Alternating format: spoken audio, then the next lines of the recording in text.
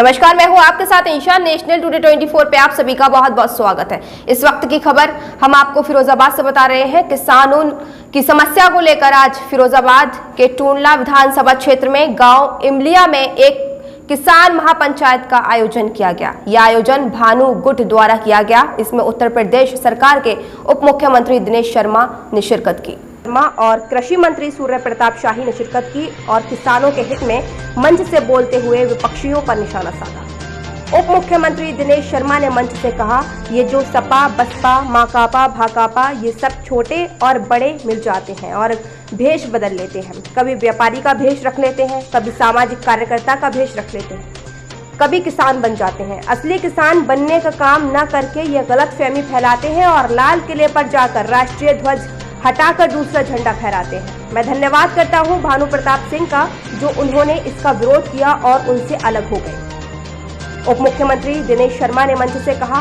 किसानों के लिए भारतीय जनता पार्टी द्वारा किया गया काम ही विपक्ष के लिए चिंता का विषय बना हुआ है। तभी तो ये विपक्ष के लोगों में दिखाई पड़ता है। इनके नेता अलग अलग हैं। जब इन्हें यहाँ कोई नहीं मिलता तो ये हैदराबाद से लोगों को बुलाते हैं और उत्तर प्रदेश में लोगों को भ्रमित करते हैं। कहते हैं कि योगी सरकार संप्रदाय के खिलाफ है। हम कहते हैं हम कहाँ खिलाफ हैं। हमने जो भी मकान दिए, अगले को भी दिए, पिछले को भी दिए, अनुसूचित को भी दिए, हिंदू को भी दिए और मुसलमान को भी दिए। भारतीय जनता पार्टी बांटने का नहीं, जोड़ने का काम करती है।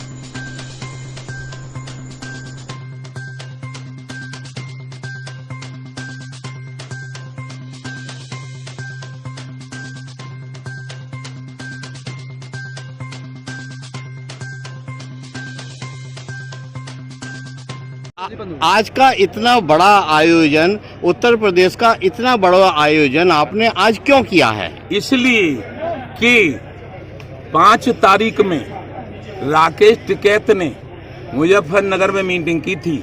उसमें पंजाब के लोग, हरियाणा के लोग आए थे। उत्तर प्रदेश की कानी कुतिया नहीं थी और उसमें वो कह रहा था कि मैं उत्तर प्रदेश के मुख्यमंत्री को भगाऊंगा और देश के प्रधानमंत्री को भगाऊंगा। आप बताइए कि ये किसान नेता का काम है? मुख्यमंत्री से मांगो, प्रधानमंत्री से मांगो, न दें तो शांतिपूर्वक आंदोलन करो। आज आपका क्या उद्देश्य? हम वो कहता था उसके कुछ गुर्गे कि भानु प्रताप सिंह तो बिना सेना के सेनापति हैं। इसलिए पूरे देश को दिखाना चाहता हूं कि बिना सेना का सेनापति हूं या सेना का सेनापति हूं। पूरे देश का किसान, ईमानदार किसान, जो किसान खेती से निर्भर अपना काम करता है, जो डकैती नहीं डालता, जो चोरी नहीं करता, जो फंडिंग नहीं लेता, वो भारतीय किसान भानु का पदाधिकारी है और भारतीय किसान भानु का किसान है। और जो फंडिंग लेने वाले हैं, जो कांग्रेस और देश की जो सरकार है और प्रदेश की सरकार है, उसके विरोधियों से फंडिंग लेने वाले जो तथाकथित किसान हैं, उनके खिलाफ सुप्रीम कोर्ट जाऊंगा। आज की क्या मांग रहेगी? आज की मांग रहेगी किसान आयोग का गठन करवाओ। किसान आयोग का गठन उत्तर प्रदेश सरकार नहीं कर सकती, लेकिन अपने उत्तर प्रदेश में अपनी जो सरकार है, और मैं उत्तर प्रदेश का हूँ, इसलिए इनकी संस्तुति माननीय कृषि मंत्री, माननीय प्रधानमंत्री और माननीय वित्त मंत्री के लिए भिजवाऊंगा। ठीक।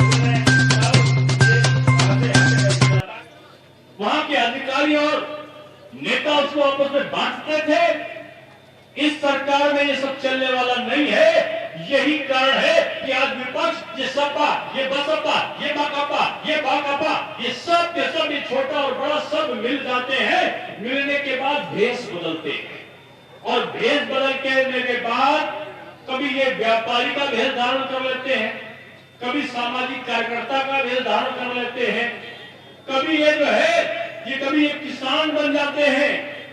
असली किसान के लिए किए जाने वाले काम को दरकिनार करा के ये भ्रम फैलाने का काम करने लगते हैं। और जब इनकी असलियत तब खुलती है जब लाल किले पर जाकर जो भारत की अस्मिता का प्रतीक है वहां दूसरा झंडा फहराने का कोशिश करने लगते हैं। धन्यवाद है भानु जी, आपको नमन है, आपका नमन है, आपके संगठन का नमन है, ऐसे किसान भाइयों का जो ऐसी राष्ट्रद्रोही काम करने वाले तत्वों का विरोध करते हुए वो से अलग हुए। मैं आपका धन्यवाद ज्ञापित करता हूं। दिए गए आज 99,000 मकान मुख्यमंत्री आवास के अंतर्गत दिए गए। यही किसानों के प्रति किया जाने वाला कार्य आज विपक्ष की चिंता का कारण बना हुआ है। और ये विपक्ष के लोग, आपको दिखाई पड़ेगा कि इनका चुनाव चिन्ह अलग है, आपको दिखाई पड़ेगा कि इनके नेता अलग अलग है, लेकिन इनको यहां से कोई नहीं मिलता तो हैदराबाद से बुलाते हैं। हैदराबाद में आके, उत्तर प्रदेश में आके भ्रम फैलाने का काम करते हैं। कहते हैं कि योगी सरकार एक संप्रदाय के खिलाफ है। कहां खिलाफ है? हमने जो भी मकान दिया है वो अगड़े को भी दिया है, पिछड़े को भी दिया है, अनुसूचित को भी दिया है, हिंदू को भी दिया है, मुसलमान को भी दिया है। जितनी आबादी का प्रतिशत है उससे ज्यादा मिला है। और ये काम बगैर भेदभाव के सरकार ने किया है। हमारी सरकार बांटने का काम नहीं करती, हमारी सरकार जोड़ने का काम करती है। एक भी सांप्रदायिक दंगा 4.5 वर्षों में पूरे प्रदेश में नहीं हुआ है। इसका प्रमुख कारण क्या है कि आज अपराधी या तो जेल में है, या उत्तर प्रदेश के बाहर है, या ऐसी जगह है जहां से वो लौटकर वापस नहीं आ सकता। ममता बनर्जी ने आज जीत हासिल की है। अखिलेश यादव ने कहा है कि सत्यमेव जयते और सत्य की विजय हो। भाजपा क्या कहती है? हाँ, उन्होंने भाजपा के लिए ही कहा होगा, हमको लगता है, क्योंकि सत्य के आधार पर भाजपा चल रही है।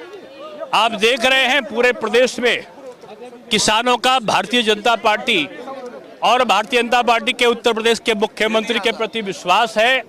और पूरी तरीके से जो गांवों के लिए, किसानों के लिए बीजेपी ने किया है, उनकी आमदनी को दुगना करने के लिए जो केंद्र सरकार ने काम किए हैं, आज पूरे देश का किसान, नौजवान और जो हमारे अन्य वर्ग के लोग हैं वो भारतीय जनता पार्टी के पक्ष में खड़े हैं।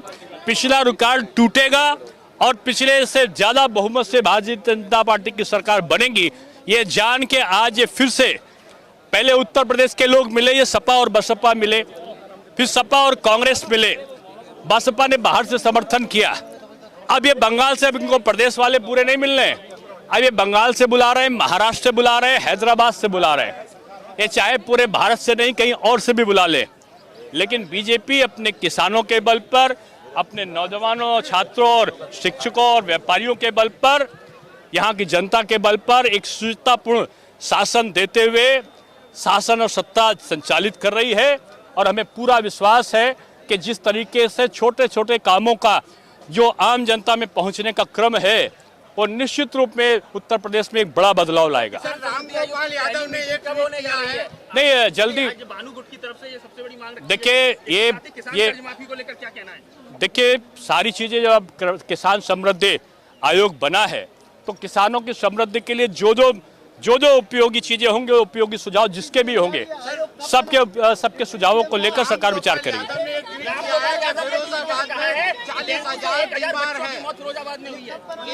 उनको एक ट्वीट करके ये भी माफी कुछ लोगों को मांगनी चाहिए, मैं किसी का नाम नहीं ले रहा हूं, उनको एक ट्वीट करके ये भी माफी मांगनी जानी चाहिए कि जब कोरोना से लोग पूरे दुनिया में मर रहे थे और उत्तर भारतवर्ष में वैक्सीन बनी थी, माननीय मोदी जी का जो मार्गदर्शन था, हमारे वैज्ञानिकों का, चिकित्सकों का जो बल था, उसके आधार पर बनी थी, तो इन्हीं के दल के लोग कह रहे थे बीजेपी की वैक्सीन है, मत लगवाओ। वैक्सीन ना लगवाओ यानी मरने के लिए प्रेरित करने का काम जब इनके दल के लोगों ने कहा, उनके कार्यकर्ताओं ने अभियान चलाया, उसके लिए भी इनको क्षमा मांगी जानी चाहिए। कारण आज चाहे वो डेंगू हो, चाहे किसी प्रकार की बीमारी हो, तत्काल नियंत्रण के काम हमारी सरकार कर रही है।